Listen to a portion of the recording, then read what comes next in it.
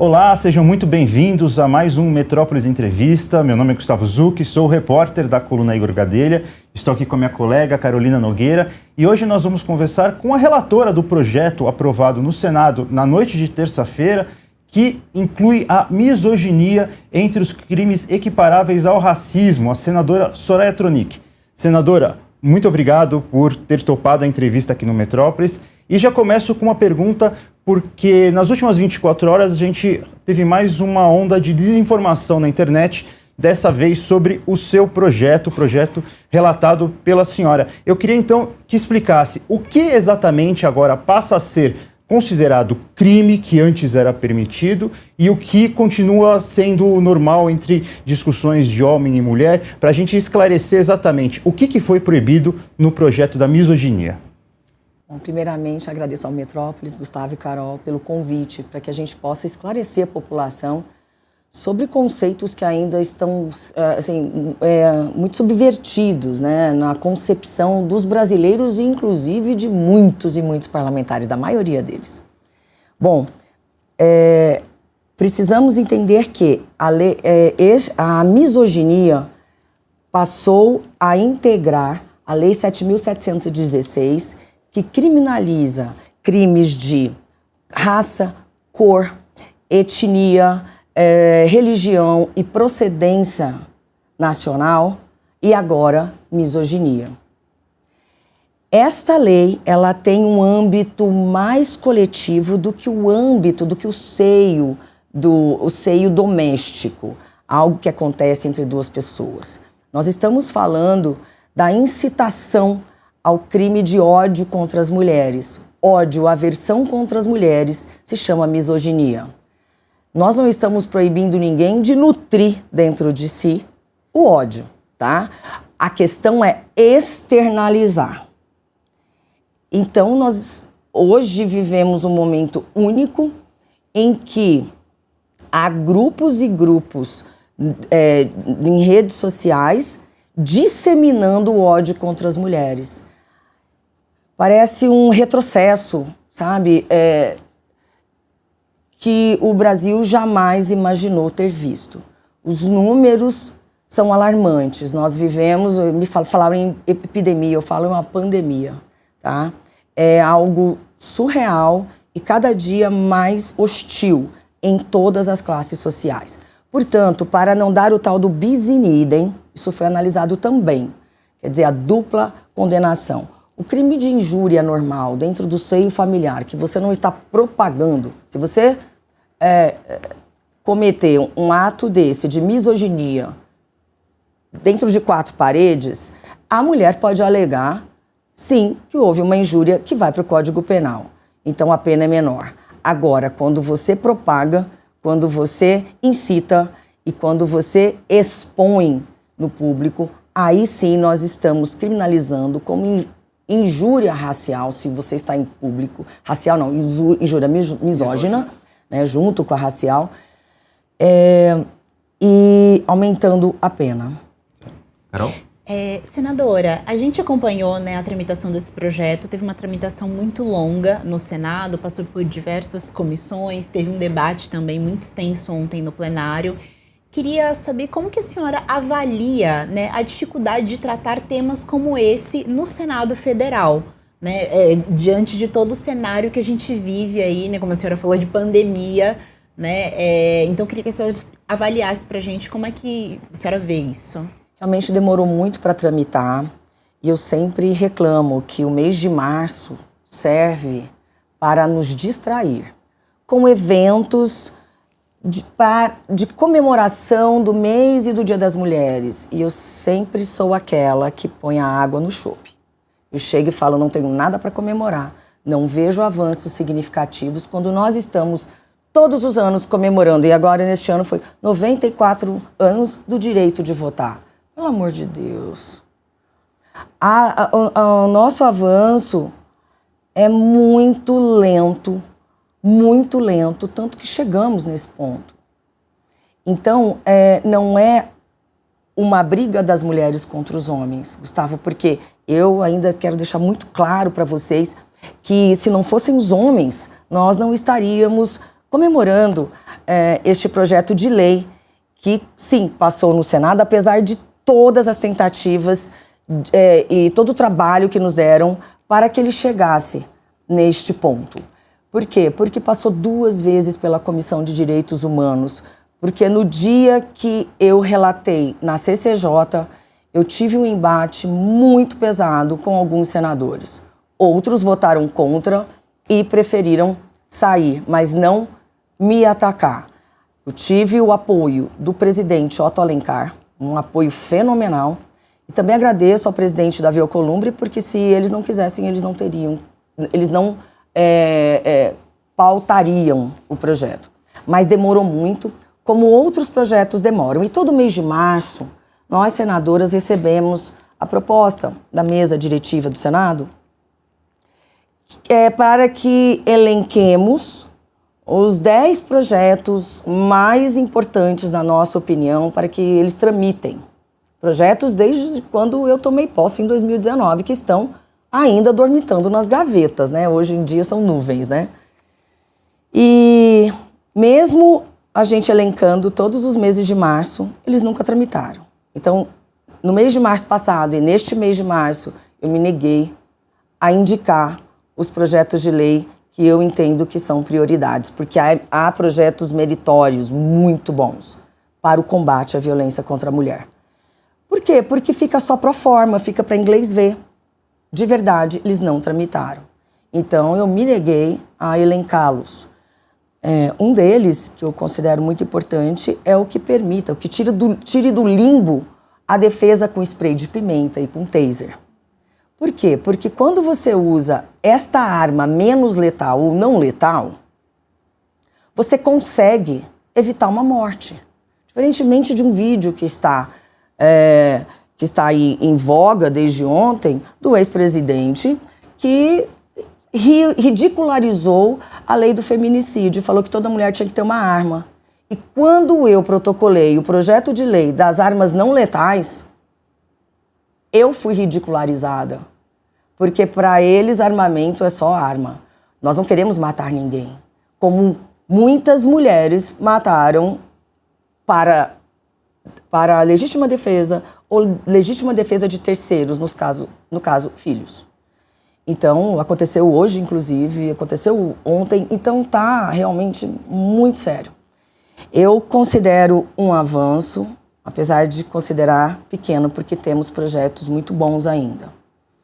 E espero que a Câmara coloque em pauta, porque já aconteceu de aprovarmos projetos quase por unanimidade, como foi o caso em 2021, antes da campanha de 2022, um projeto de lei eleitoral que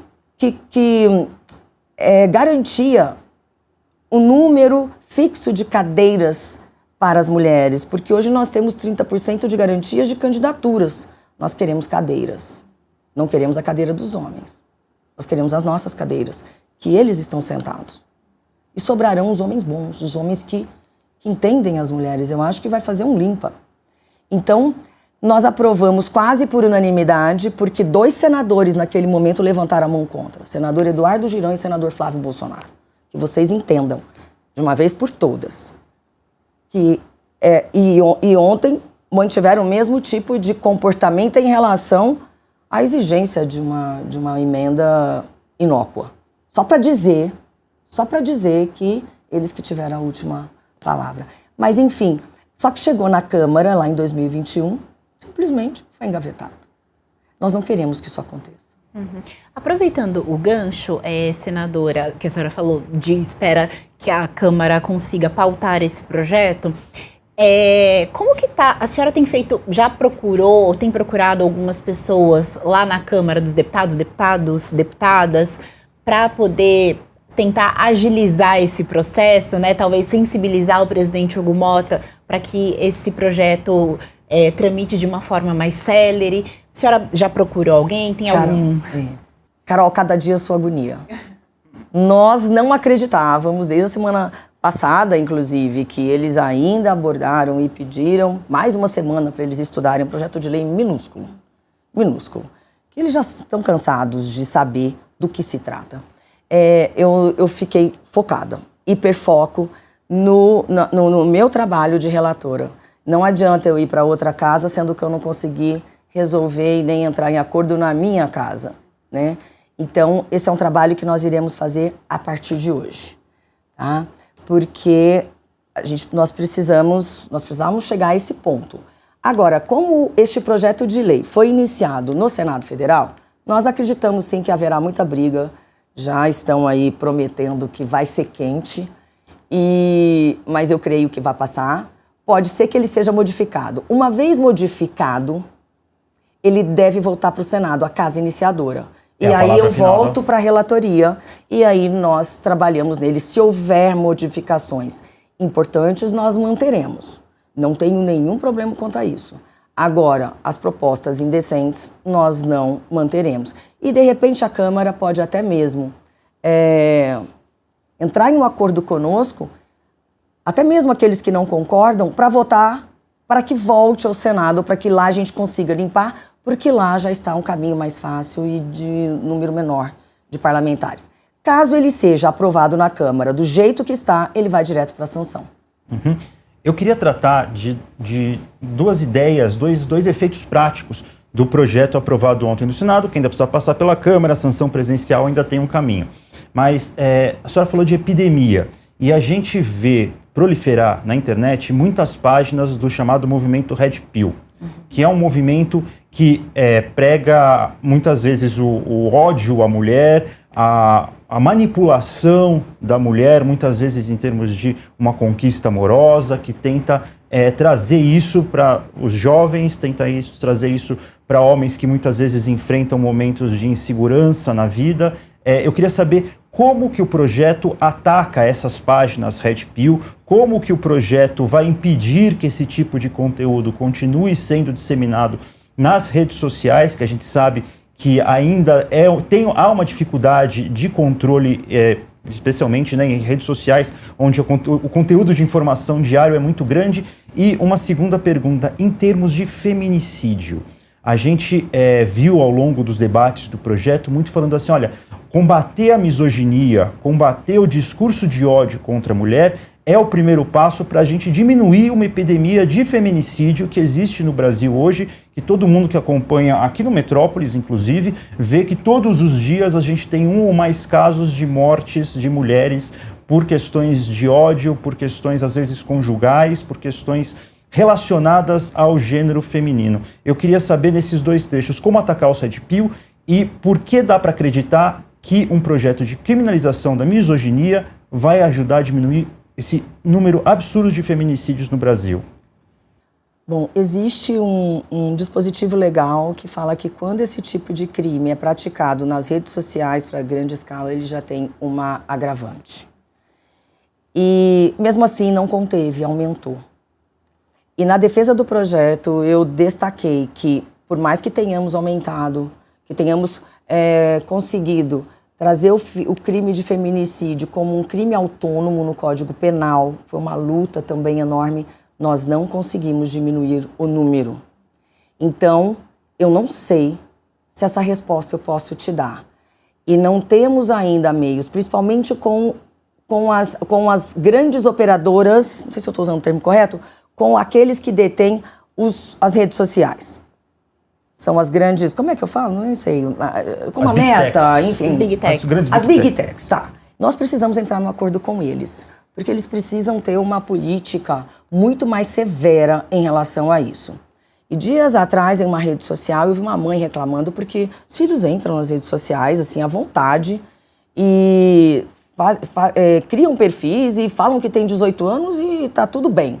Então, essa mãe viu que o filho de 7 anos estava participando de um desses grupos Red Pills. Tá? E ela mostrou ela ficou apavorada porque os coleguinhas da sala também estão fazendo isso. Ele não chegou sozinho lá. Alguém que contou para alguém, que contou para alguém, que contou para ele. Enfim.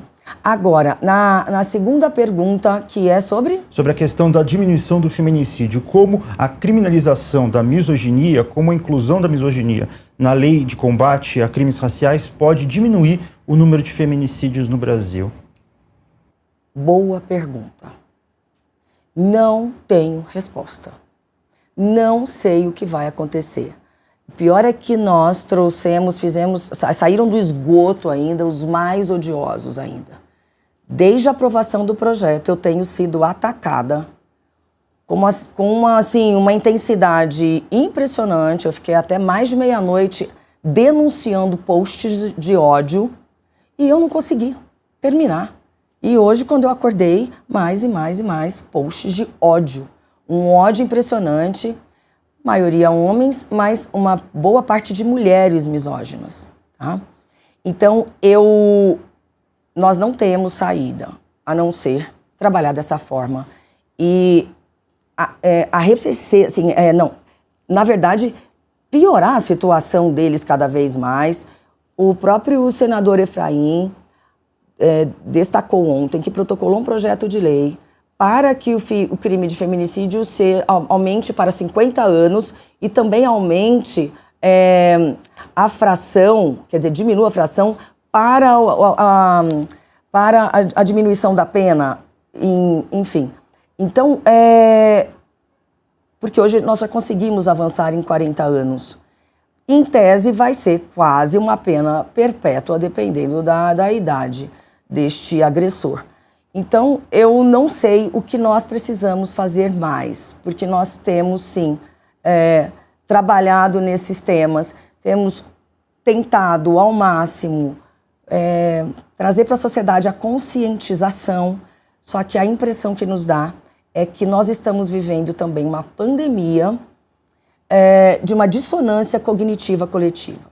Nós precisamos de uma intervenção psiquiátrica no nosso país, porque pessoas estão entrando em bolhas e um drama psiquiátrico, psicológico, espiritual, seja lá o que cada um quiser pensar, mas é muito grave.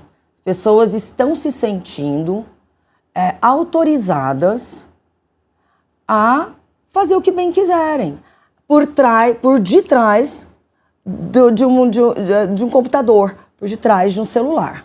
Elas se sentem, mas são covardes, porque muitos senadores que atacaram antes da votação, que atrapalharam, que a população não está entendendo ainda realmente no processo legislativo o que aconteceu, mas estão dizendo agora que votaram a favor do projeto básico. Mas, sim, colocaram os seus gabinetes de ódio para trabalhar severamente. Então, esses mentirosos não apareceram lá no plenário. Não deram a sua cara, mas deixaram a digital. A digital no destaque. Que eu peço que as pessoas olhem realmente o que aconteceu. Então, estão dizendo que a votação foi unânime. Não foi, foi com muito custo, foi com muito trabalho. E o que eles queriam era que nós deixássemos uma brecha, uma vírgula, dizendo que, salvo as questões constitucionais, que tratam da liberdade de expressão, que eu deixei muito bem colocado, é desnecessário. Aí o argumento era, bom, se é desnecessário, por que não colocar?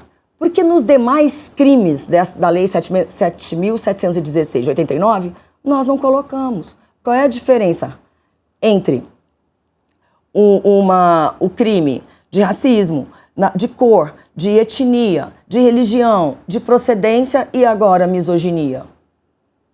Por que nós precisamos disso? Então, eu nunca vi nenhum projeto de lei tratando do mesmo tema sobre esses demais tipos penais. Então, nós não deixaríamos isso, mas isso abriria, sim, uma brecha. Por mais que a liberdade de expressão esteja abarcada ali no artigo 5º, da nossa Carta Magna, que a cláusula pétrea não pode ser modificada dentro de um contexto de democracia, eles pediram. Por quê? Porque sim, eu posso trazer a vírgula. Eu não posso separar esses crimes, porque a maioria das mulheres que morrem no feminicídio, 62% são mulheres negras. Ali está tudo atrelado. E mais, o que doeu? Porque é imprescritível e inafiançável. Uhum. Carol, vamos para uma última pergunta. Senadora, queria só saber da senhora, diante dessa, né, epidemia. Na verdade, acho que não dá nem para chamar de epidemia, porque a gente sempre viveu casos, já viu casos de feminicídio, mas hoje a gente tem mais visibilidade sobre o assunto, né? Mas queria saber, nesse âmbito, né, o que mais é possível fazer ali dentro do Senado para que a gente tenha, assim, só aumentar a pena seria o ideal? Será que não seria ideal, de repente, tratar ali no início mesmo, na educação das crianças, adolescentes, né? Queria saber como que está sendo construído esse debate ali no Senado. Bom, existe uma questão ideológica difícil também sobre este tema de trabalhar com crianças acerca de educação sexual e questões de gênero. Existe um debate ferrenho, porque o ideal seria obrigar, tá? Ninguém vai, não é isso, não é ensinar a fazer sexo, não é nada disso, é simplesmente ensinar que deve haver respeito entre todos os seres humanos, isso é básico.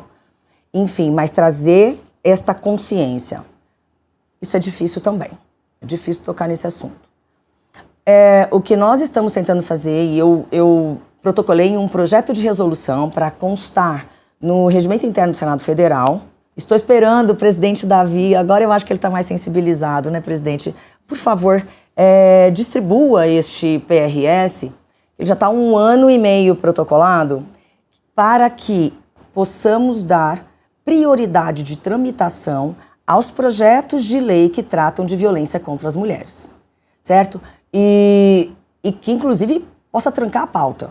Porque há inúmeros projetos, inclusive provenientes de senadores, homens, que são muito bons, como é o caso da defesa, de você antecipar. Se você pode ter um spray de pimenta, se você pode ter um taser, ou se você pode ter um cão cuidador, como eu tenho um projeto sobre isso, que eu copiei de uma ONG de Israel, para esses cães serem treinados, porque um cão, as mulheres nós não podemos, a segurança pública não pode pagar um segurança para cada mulher, né, que está nessa situação de violência doméstica e está com uma medida protetiva. Mas se você tem um cão bem treinado, que você tem a responsabilidade sobre ele, que você cuide dele, o cão fica 24 horas vigilante. Este agressor vai pensar 2 vezes, porque se você falar pega Rex, o Rex vai pegar. E pode ser treinado, inclusive, para não matar, mas para mobilizar. É este o intuito do projeto. Nós temos um cão já treinado para isso, eu fiz isso. Só que o projeto não anda. Nós não queremos matar. Nós queremos ter tempo para... Porque se eu jogar um spray de pimenta, eu tenho tempo para correr. Eu moro na divisa do Mato Grosso do Sul com o Paraguai. Lá não existe esse limbo, lá é possível você comprar e você utilizar normalmente. Aqui no Brasil não é proibido nem permitido, existe um limbo jurídico que cada força policial pode interpretar de um jeito e abrir a minha bolsa e falar o que você está fazendo com este taser aqui. Porque só policiais penais e alguns agentes de polícia podem utilizar. Então existe um limbo que pode ser mal interpretado. Então estes projetos precisam tramitar para que tenhamos condição pelo menos de sobreviver.